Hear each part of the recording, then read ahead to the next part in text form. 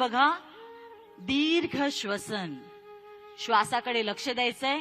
कोणत्याही आसनात श्वास रोखायचा नाही.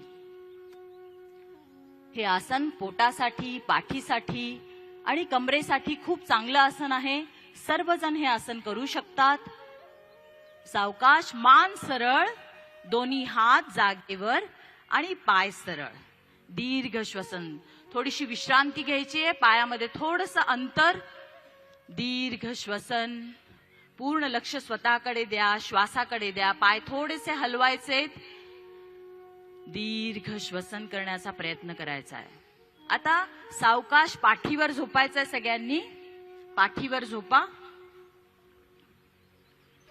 पाय गुडघ्यातनं वाकवायचेत. गुडघ्यातनं पाय वाकवायचेत.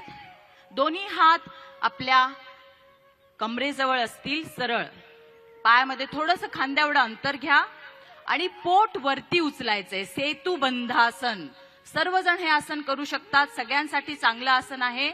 डोकं खाली आणि पोट वरती उचला. छान. पाय वाकलेले आहेत गुडघ्यातनं आणि पोट वरती उचललेलं आहे. पाठीच्या मणक्यासाठी हे आसन खूप चांगलं आहे. यामध्ये जालंधर बंद लागला जातो.